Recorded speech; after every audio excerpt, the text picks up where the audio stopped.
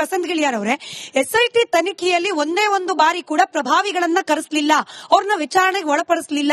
ಯಾರ ಮೇಲೆ ಚಿನ್ನಯ್ಯ ಆರೋಪ ಮಾಡಿದ್ನೋ, ಯಾವ ಟೆಂಪಲ್ ಟ್ರಸ್ಟ್, ಅಲ್ಲಿನ ಮಾಹಿತಿ ಕೇಂದ್ರ, ಆ ಅಧಿಕಾರಿಗಳನ್ನ ಕೂಡ, ವೀರೇಂದ್ರ ಹೆಗಡೆ ಅವ್ರನ್ನ ಬಿಟ್ಬಿಡಿ, ಅಟ್ಲೀಸ್ಟ್ ಅಲ್ಲಿ ಕೆಲಸ ಮಾಡ್ತಿದ್ದ ಅಧಿಕಾರಿಗಳನ್ನು ಕೂಡ ಕರೆಸಲಿಲ್ಲ ವಿಚಾರಣೆಗೆ ಅನ್ನೋ ಅಪಸ್ವರ ಕೂಡ ಇದೆ. ಈಗ ದಕ್ಷಿಣ ಕನ್ನಡ ಜಿಲ್ಲೆಯಲ್ಲಿ ಅರುಣ್ ಕುಮಾರ್ ಅಂತೇಳಿ ಒಬ್ಬ ಒಳ್ಳೆಯ SP ಇದ್ರು.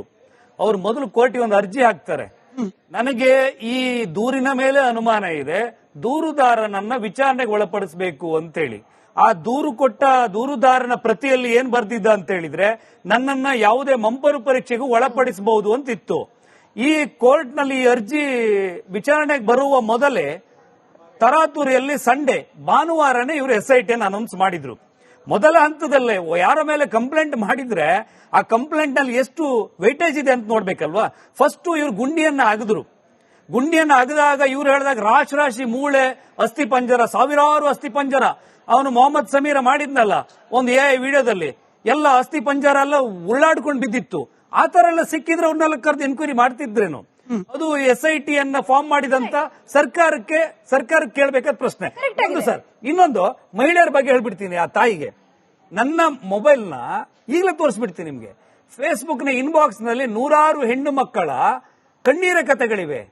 ಸೌಜನ್ಯ ವಿಷಯದಲ್ಲಿ ಅವರಿಗೆ ಕಾಣಿಸಿದ ಸತ್ಯವನ್ನ ಬರೆದ ತಕ್ಷಣ ಅವರ ಕ್ಯಾರೆಕ್ಟರ್ ಬಗ್ಗೆ ಮಾತಾಡೋದು, ಅವರಿಗೆ AI ವಿಡಿಯೋ ಮಾಡಿ ಅವ್ರ ಬಗ್ಗೆ ಏನೇನೋ ಕೆಟ್ಟ ರೀತಿಯಲ್ಲಿ ಅವ್ರನ್ನ ಉಲ್ಲೇಖ ಮಾಡೋದು, ಆ ಮಕ್ಕಳ ಧ್ವನಿಯೇ ಹೊರಬರದಿದ್ದ ಹಾಗೆ ಎಷ್ಟೋ ಜನ ಫೇಸ್ಬುಕ್ ಬಿಟ್ಟು ಹೋಗ್ಬಿಟ್ರು. ಯಾಕಂದ್ರೆ ನಾಳೆ ಆ ಹೆಣ್ಮಕ್ಳಿಗೆ ಮದುವೆ ಆಗಬೇಕು, ಇವ್ರು ಯಾವುದೋ ಹುಡುಗಿನ ಫೋಟೋ ಜೊತೆ ಜೋಡಿಸಿ ಇವಳಿಗೂ ಲಿಂಕ್ ಇದೆ ಅಂತ ಹೇಳಿ ಮಾಡಿ ಒಂದು ಹೆಣ್ಣಿನ ಅಂತಃಪ್ರಜ್ಞೆಯ ಧ್ವನಿಗೆ ಬೆಲೆ ಇಲ್ಲದಂಗೆ ಮಾಡಿಬಿಟ್ರಿ ಇವರು ಬುರುಡೆ ಗ್ಯಾಂಗ್ನವರು. ಇವರು ಎಷ್ಟು ಫೇಕ್ ಐಡಿಗಳನ್ನು ಮಾಡ್ಕೊಂಡಿದ್ದಾರೆ ಗೊತ್ತಾ? ಇವತ್ತು ಇಲ್ಲಿ ಯಾರೋ ಬಂದು ಮಾತಾಡಿದವ್ರ ವಿರುದ್ಧನೇ ಕ್ರಿಯೇಟ್ ಮಾಡಿಬಿಡ್ತಾರೆ ಅವರು. ಇದ್ರ ಬಗ್ಗೆ ನಾಗಲಕ್ಷ್ಮಿ ಚೌಧರಿ ಅವರಿಗೆ ನಾವು 100 ಕಂಪ್ಲೇಂಟ್ ಕೊಡ್ತೀವಿ, ತನಿಖೆ ಮಾಡ್ಲಿ, ಯಾರ್ಯಾರು ಫೇಕ್ ಐಡಿಯಲ್ಲಿ ಯಾವ್ಯಾವ ಹೆಣ್ಮಕ್ಳ ಬಗ್ಗೆ ಬರ್ತಿದ್ದಾರೆ ಅನ್ನೋ ದಾಖಲೆ ಕೊಡ್ತೀವಿ ನಾವು. ಇದು ಎಲ್ಲದಕ್ಕೂ ದುಡ್ಡು ಎಲ್ಲಿಂದ ಬಂತು? ಇದು ಎಲ್ಲದಕ್ಕೂ ಅವ್ರಿಗೆ ಇಷ್ಟೊಂದು ಕಾನ್ಫಿಡೆನ್ಸ್ ಬರೋದಕ್ಕೆ ಯಾರೋ ಒಂದು ಸಪೋರ್ಟ್ ಮಾಡ್ತಾ ಇರ್ಬೇಕಲ್ಲ. ಇದು ಸರ್ಕಾರ ಕೇಳಬೇಕಾಗಿರುವಂತಹ ಪ್ರಶ್ನೆ. ಇದು ಸರ್ಕಾರ ಮತ್ತೆ ಒಂದು ಕಾಂಟೆಕ್ಸ್ಟ್ ಹೇಳ್ತೀನಿ. ನಮ್ಮ ಜಿಯೋ ಪಾಲಿಟಿಕ್ಸ್ ನಲ್ಲಿ ಇವತ್ತು ಏನ್ ಬೇಕಾದ್ರೂ ಆಗ್ಬಹುದು. ಡೀಪ್ ಸ್ಟೇಟ್ ಅಂತ ಏನ್ ಕರೀತಾರೋ, ಯಾರನ್ನ ಕೆಳಗಿಳಿಸಕ್ ಪ್ರಯತ್ನ ಪಡ್ತಾ ಇದಾರೋ, ಎಲ್ಲಿ ಕೇಸ್ ಕ್ರಿಯೇಟ್ ಮಾಡಕ್ ಟ್ರೈ ಮಾಡ್ತಾ ಇದಾರೋ, ಎಲ್ಲಿಂದ ಬಂತು ಇದನ್ನೆಲ್ಲ ಮಾಡೋದಕ್ಕೆ ನಿಮ್ಗೆ ಅಷ್ಟೊಂದು ಕಾನ್ಫಿಡೆನ್ಸ್ ಅಂತ ನಾವು ಪ್ರಶ್ನೆ ಕೇಳಬೇಕಾಗಿದೆಯೋ ಇಲ್ವೋ? ಈ ಸೌಜನ್ಯ ಕೇಸಲ್ಲಿ ಒಬ್ಬರ ಅಮಾಯಕನ್ನ ತಗ್ಲಾಕಿದ್ದಾರೆ ಅಂತ ಹೇಳ್ತಾ ಇದಾರೆ. ಅದು ಎಷ್ಟು ಸರಿ ಎಷ್ಟು ನಿಜ ಸರ್? ನೀವೀಗ ನೀವು ಬೇರೆ ಯೂಟ್ಯೂಬ್ ಅಲ್ಲೂ ಬೇರೆ ಕಥೆಗಳು ಬಂದಿವೆ, ಅದನ್ನೆಲ್ಲ ನೋಡ್ಬೇಕು. ಅಲ್ಲ ಸರ್, ಒಬ್ಬ ಅಮಾಯಕನ ಹಾಕಿಲ್ಲ, ಹೇಳ್ತೀನಿ ಕೇಳಿ. ಅವನು ಒಂದು ಹೋಟ್ಲಲ್ಲಿ ಕೆಲಸ ಮಾಡೋನು ಸರ್. ಎಲ್ಲರೂ ಯೂಟ್ಯೂಬ್ ಟಿವಿಗಳಲ್ಲಿ ನೋಡಿನೇ ನಿಜ, ಎಲ್ಲರೂ ಹೋಗಿ ಅಲ್ಲಲ್ಲಿ ನಿಜ ನೋಡಿ ಯಾರು ಇದ್ ಮಾಡಕ್ಕಲ್ಲ ಸರ್. ಪ್ರಶ್ನೆ ಉತ್ತರ ಕೊಡ್ತೀನಿ. ಅಂತೆ ಕಂತೆಯಿಂದಾನೇ ಸ್ಟಾರ್ಟ್ ಆಗೋದು. ಯಾರು ಹೋಗಿ ನೇರವಾಗಿ ನೋಡಿ ಪ್ರಶ್ನೆ ಎಬ್ಬರಿಸೋರು ಆಗಲ್ಲ ಸರ್. ಅಲ್ಲ, ನಿಮ್ ಪ್ರಶ್ನೆ ಉತ್ತರ ಕೊಡ್ಲಾ? ಇಲ್ಲ, ಇವಾಗ ನೀವ್ ಹೇಳ್ತಾ ಇದ್ದೀರಾ ಆ ಸೌಜನ್ಯ ಕೇಸಲ್ಲಿ ನಿಜವಾಗ್ಲೂ ಕೇಸ್ ನಡೀತಾ ಇದೆ, ಪನಿಷ್ಮೆಂಟ್ ಆಗುತ್ತೆ ಅಂತ. ಖಂಡಿತ ಆಗಲ್ಲ ಸರ್. ಯಾಕಂದ್ರೆ ಎವಿಡೆನ್ಸೇ ಇಲ್ಲ, ಎವಿಡೆನ್ಸ್ ಎಲ್ಲ ಹಾಳು ಮಾಡಿದ್ದಾರೆ. ಯಾವ ತರ ಸರ್ ಸಿಗುತ್ತೆ? ಅಲ್ಲ, ಉತ್ತರ ಕೊಡ್ಬೇಕಲ್ಲ. ಈಗ ನೀವು ಹೇಳಿದ್ರಲ್ಲ ಮೇಡಮ್, ನಾನೊಂದು ಮುಗಿಸ್ಬಿಡ್ತೀನಿ ಮೇಡಮ್. ಏನ್ ಗೊತ್ತಾ, ಈಗ ಚಿನ್ನಯ್ಯ ಚೆನ್ನಾಗಿ ಮಾತಾಡ್ತಾನೆ ಅಂತ ಕರ್ಕೊಂಡು ಒಂದು ವಿಡಿಯೋ ಮಾಡಿದ್ರು, ಹೌದಾ? ಚಿನ್ನಯ್ಯನ ವಿಡಿಯೋ ನೋಡಿದಿರಾ ನೀವು? ಚಿನ್ನಯ್ಯನ ವಿಡಿಯೋ ನೋಡಿದೀರಾ? ಕರೆಕ್ಟ್ ಅಲ್ವಾ? ಸಂತೋಷದ ವಿಡಿಯೋ ನೋಡಿದೀರಾ? ಸಂತೋಷ್ ವಿಡಿಯೋ ನೋಡಿದೀರಾ? ಯಾಕೆ ನೋಡಿಲ್ಲ? ಪೂರ್ತಿ ಕೇಳಿಸ್ಕೊಳ್ಳಿ. ನೋಡಿ, ನೀವು ಅಮಾಯಕಂದ್ರಲ್ಲ,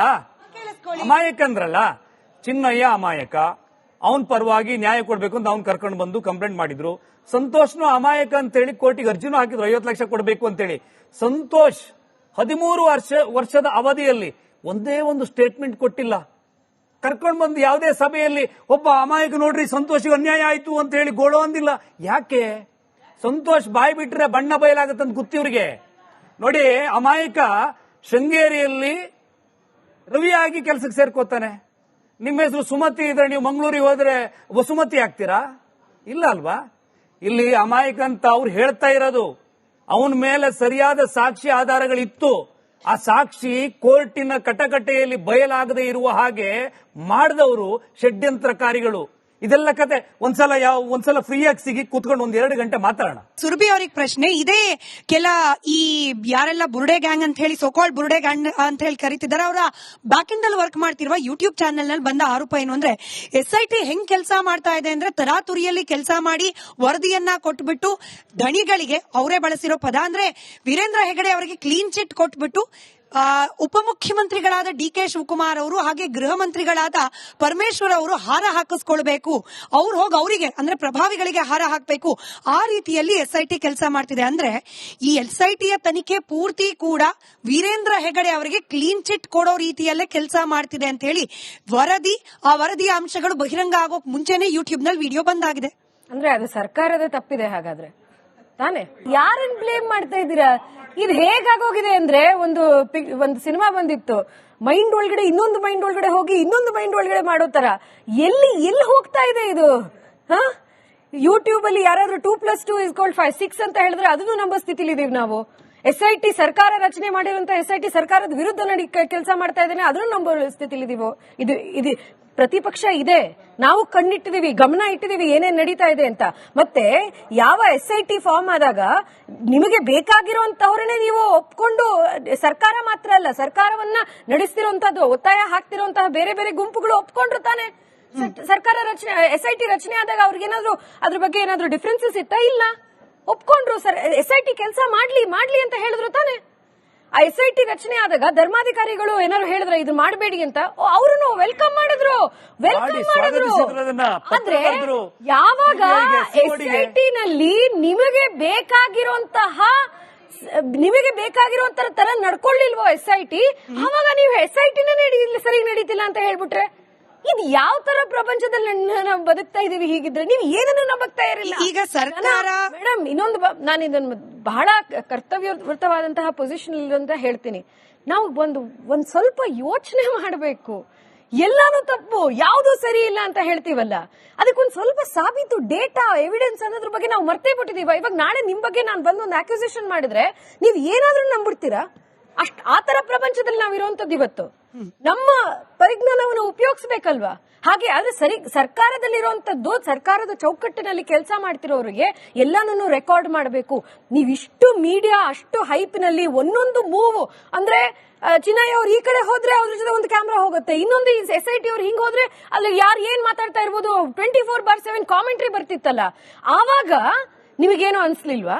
ನಿಮಗೆ ಬೇಕಾಗಿರುವಂತದ್ದು ಸಿಕ್ಕಲಿಲ್ಲ ಅಂತ ಒಂದೇ ಕಾರಣಕ್ಕೆ ನೀವು ಯಾವ SIT ನೀವು ವೆಲ್ಕಮ್ ಮಾಡಿದ್ರು ಆ SIT ನೀವು ಇಲ್ಲ ಸರಿ ಕೆಲಸ ಮಾಡ್ತಾ ಇಲ್ಲ ಅಂತ ಹೇಳಿದ್ರೆ, ಈಗ SIT ಅನ್ನು ಮೀರಿ ಸರ್ಕಾರ ನಿಮ್ಮ ಜೊತೆಗೆ ಇದೆ. ಮುಖ್ಯಮಂತ್ರಿ ಯಾರಾಗ್ತಾರೆ ಗೊತ್ತಿಲ್ಲ, ಆದ್ರೆ ಮುಖ್ಯಮಂತ್ರಿ ಯಾರಾಗಿ ಉಳಿತಾರೆ ಅಂತ ಗೊತ್ತಿಲ್ಲ, ಆದ್ರೆ ಸರ್ಕಾರ ನಿಮ್ದೇ ಇದೆ. SIT ಫಾರ್ಮ್ ಮಾಡಿರೋದು ನೀವೇ. SIT ಸರಿ ಕೆಲಸ ಮಾಡಿಲ್ಲ ಅಂದ್ರೆ ಅದಕ್ಕೆ ಪ್ರೂಫ್ ತೋರಿಸಿ ನಿಮ್ಮ ಆಫೀಸರ್ಸ್ ಅಕೌಂಟಬಲ್ ಆಗಿ ಇಟ್ಕೊಳ್ಳಿ. SIT ಸರಿ ಕೆಲಸ ಮಾಡ್ತಿಲ್ಲ ಅಂತ ಇವಾಗ ನಾಗಲಕ್ಷ್ಮಿ ಚೌಧರಿ ಅವರು ಇವರು ಹೇಳ್ದಂಗೆ SIT ನಡಿಬೇಕು ಅಂತ ಅಷ್ಟೇ ಅವ್ರಿಗೆ ಇರುವಂತದ್ದು.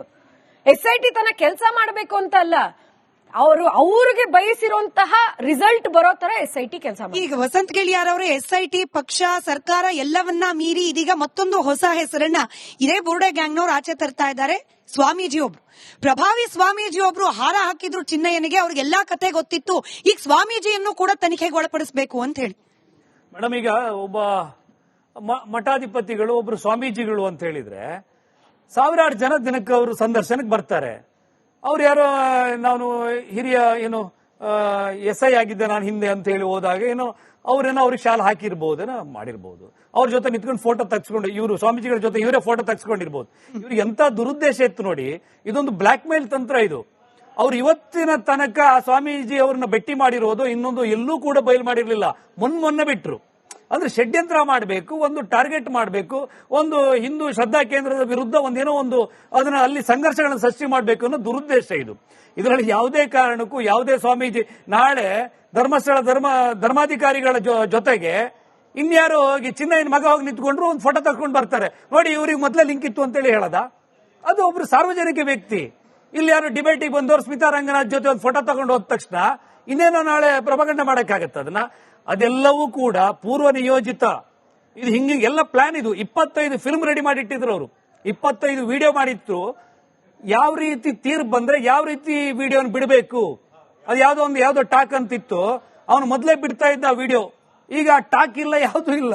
ಇವ್ರ ಶೋಕಿ ಎಲ್ಲ ನಿಂತೋಗ್ಬಿಟ್ಟಿದೆ. ಅಂದ್ರೆ ಎಷ್ಟು ಚೆನ್ನಾಗಿ ಪ್ಲಾನ್ ಮಾಡಿದ್ರೆ. ಬುರ್ಡೆನ್ ತಗೊಂಡೋಗಿ ಸುಪ್ರೀಂ ಕೋರ್ಟ್ ಅಲ್ಲಿ ಹೋಗಿ ಅಲ್ಲಿಂದ ರಿಜೆಕ್ಟ್ ಆಗಿ ಅದನ್ನ ಈ ಕೆಳಹಂತದ ಕೋರ್ಟಿಗೆ ಮರೆಮಾಚಿಸಿ ಇವರು ಮತ್ತೆ ಅರ್ಜಿ ಹಾಕೋದು. ಇಲ್ಲಿನ ಏನು ವಕೀಲರಿದ್ದಾರೆ, ಸುಪ್ರೀಂ ಕೋರ್ಟ್ ನ ವಕೀಲರು, ಕೇರಳ ಸರ್ಕಾರದ ಪೊಲೀಸರು ತನಿಖೆಯನ್ನ ಮಾಡಬೇಕು ಅಂದ್ರೆ ಒಂದು ಬ್ರ್ಯಾಂಡ್ ನ ಕನೆಕ್ಷನ್ ಇದು.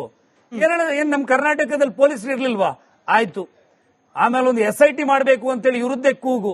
SIT ಬರೀ SIT ಮಾಡಿ ಅಂತ ಹೇಳಿಲ್ಲ ಇವರು, ಇವರನ್ನೇ ಅಧಿಕಾರಿಯಾಗಿ ಮಾಡಿ, ಇಂಥದ್ದೇ ಅಧಿಕಾರಿಗಳಿರ್ಬೇಕು. ಮಾಡಿದ ತಕ್ಷಣ ವಿಜಯದ ಹೆಬ್ಬಾಗಿಲಲ್ಲಿ ನಾವಿದ್ದೇವೆ, ಹಾರ ಹಾರ ರೆಡಿ ಮಾಡ್ಲಿಕ್ಕೆ ಕೊಟ್ಟಿದ್ದೇವೆ, ಸಂಭ್ರಮಿಸೋಣ ಬನ್ನಿ, ತಮಟೆ ಹಿಡ್ಕೊಂಡು ಬನ್ನಿ ಅಂತೇಳಿ ಯೂಟ್ಯೂಬ್ ಅಲ್ಲಿ ಲೈವ್ ಮಾಡಿದ್ರು. ಈಗ ಅವರೇ ವಾಪಸ್ ಹೇಳ್ತಾ ಇದ್ದಾರೆ ಇವರು SIT ಅವರೆಲ್ಲ ಒಂದೇ ಕಡೆಯವರು ಅಂತೇಳಿ. ಇವರಿಗೆ ನಾಳೆ ಸೌಜನ್ಯಳೆ ಬಂದು ಹೇಳಿದ್ರು ಈ ಬುರ್ಡೆ ಗ್ಯಾಂಗ್ ಒಪ್ಪೋದಿಲ್ಲ, ಇದು 1008 ಸಾರಿ ಹೇಳಿದ್ದೀನಿ ಇಲ್ಲ ನಿಂತುಕೊಂಡು.